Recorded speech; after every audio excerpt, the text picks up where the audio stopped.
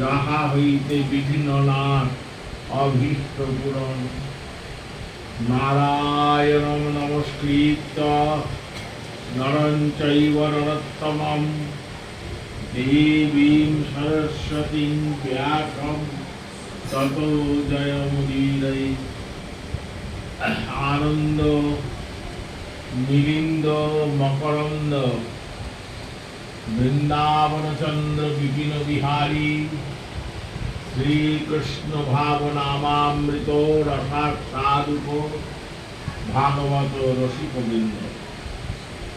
শ্রীমন মহাপ্রভুর অপার করুণায় এই সন্ধ্যায় আমরা সমবেত হয়েছি ভগবানের কথা শ্রবণ করার জন্য।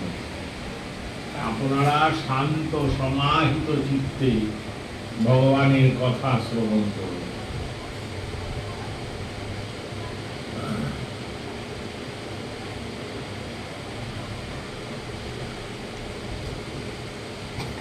শ্রী গোপিকাউচুঃ জয়তি তে ধীপম জন্মনা ব্রজ শ্রয়ত ইন্দিরা স্বস্বদত্র হি দয়িত দৃশ্যতাম দীক্ষুতাবকা স্তৈ ধৃতা সব স্বাম বিচিন্নতে। শ্রীমদ্ ভাগবত মহাপুরাণের দশম স্কন্ধের 31 নম্বর পরিচ্ছেদের প্রথম পংক্তি আমরা গতকাল আলোচনা করেছি। প্রসাদায় প্রসন্নমায় তত্রৈবান্তর গীয়ত। গোপীগণের মান প্রশমনের জন্য ভগবান শ্রীকৃষ্ণ রাসস্থলী থেকে অন্তর্হিত হয়ে গেছিলেন।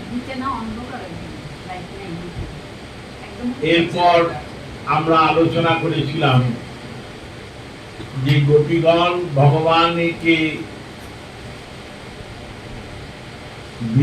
ভগবানের বিরহ সহ্য করতে না পেরে কিভাবে বৃন্দাবনের পথে পথে ঘুরছিলেন।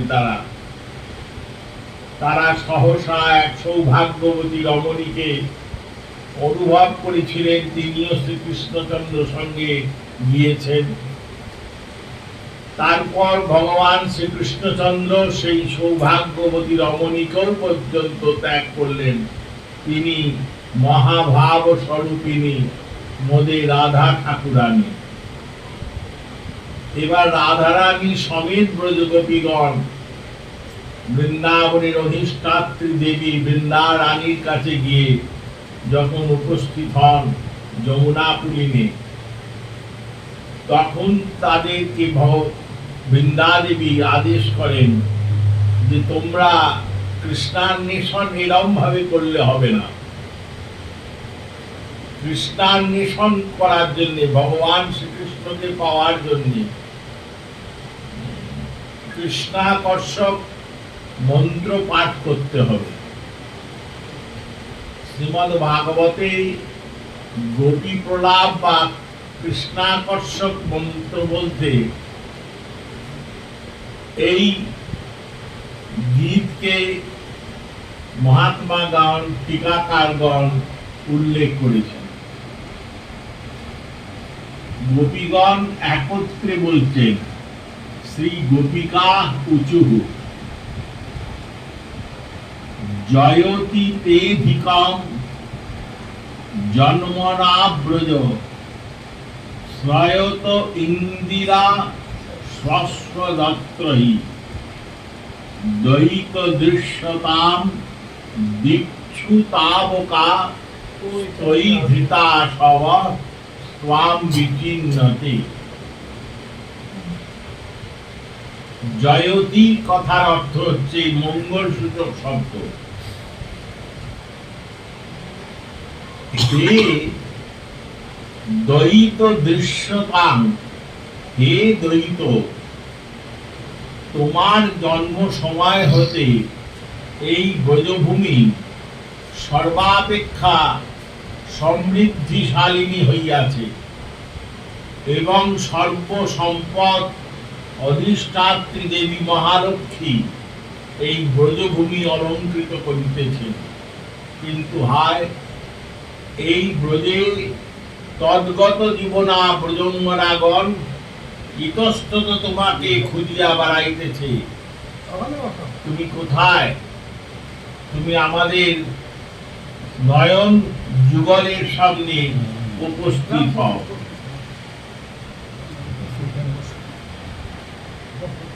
দেখুন,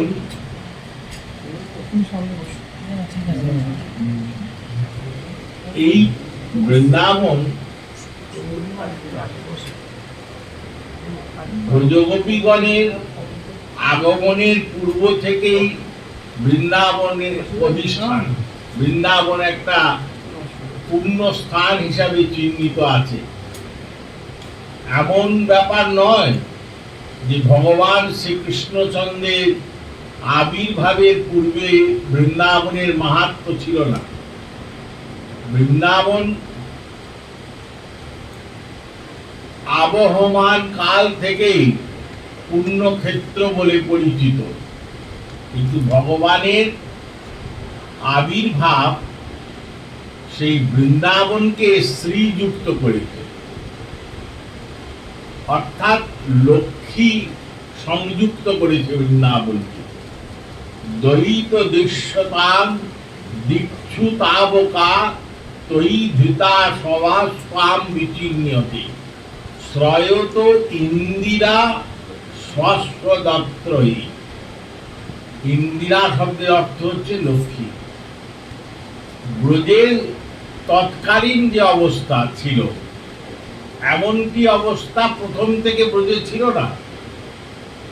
ব্রজ ধাম, বৃন্দাবন ধাম পুণ্যক্ষেত্র ছিল ঠিকই, কিন্তু সেখানেতে লক্ষ্মী সম্পদের অধিষ্ঠাত্রী দেবী মহালক্ষ্মী, যত্র যোগেশ্বর কৃষ্ণ যত্র পার্থ ধনুর্ধর তত্র শ্রী বিজয় ভূতি ধ্রুবানীতির মতির মম। যেখানে ভগবান শ্রীকৃষ্ণ থাকবেন সেখানেই মা লক্ষ্মী অধিষ্ঠিত হবে, কারণ শ্রী অর্থাৎ লক্ষ্মী, তিনি সর্বদাই এই অন্বেষণে ব্যস্ত ছিলেন যে ভগবান শ্রীকৃষ্ণচন্দ্রের কৃপা কটাক্ষ তিনি কি করে পাবেন। এই কৃপা কটাক্ষ লাভের অভিলাষে যেদিন ভগবান বৃন্দাবনেতে মা মথুরা মণ্ডলে মা দেবকীর গর্ভে জন্মগ্রহণ করেছে, সেই দিন থেকেই বৃন্দাবন লক্ষ্মী সংযুক্ত হয়ে গেছে এবং বৃন্দাবনের সম্পদ, বৃন্দাবনের শ্রী, তার বৈভব ঐশ্বর্য শতগুণ কোটি গুণ বৃদ্ধি পেয়ে গেছে। কিন্তু আজকে ক্ষণিকের কৃষ্ণ অদর্শন বৃন্দাবনকে ম্রিয়মান করে রেখেছে, ম্রিয়মান করে দিয়েছে।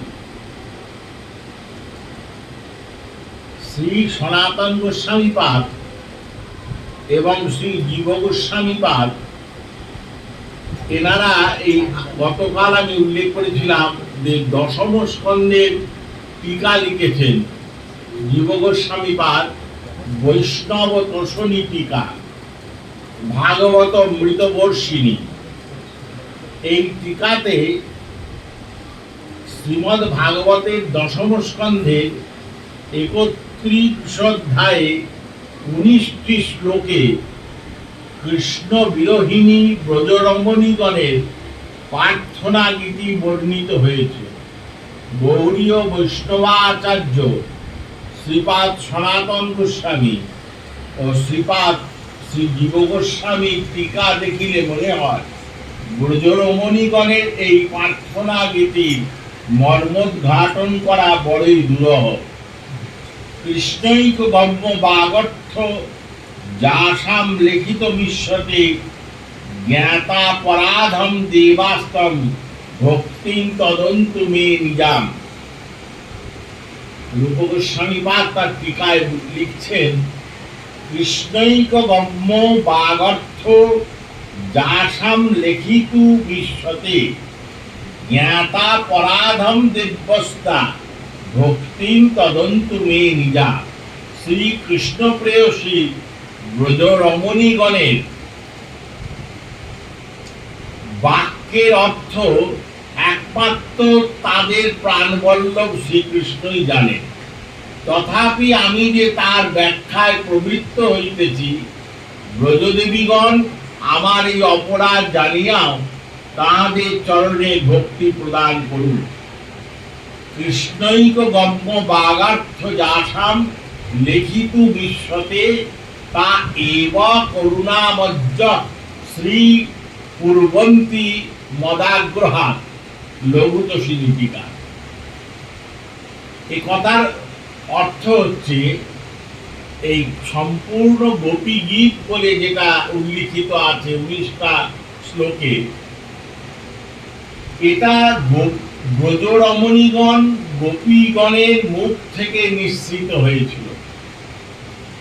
এই ব্রজগোপীগণের পরিচয়টা কি পরিচয় না, নারদজি তার ভক্তি সূত্র, ভক্তির ব্যাখ্যা লিখতে গিয়ে লিখছেন যে ভক্তি কাকে বলে। নারদ তার 84টা ভক্তি সূত্রের ভেতর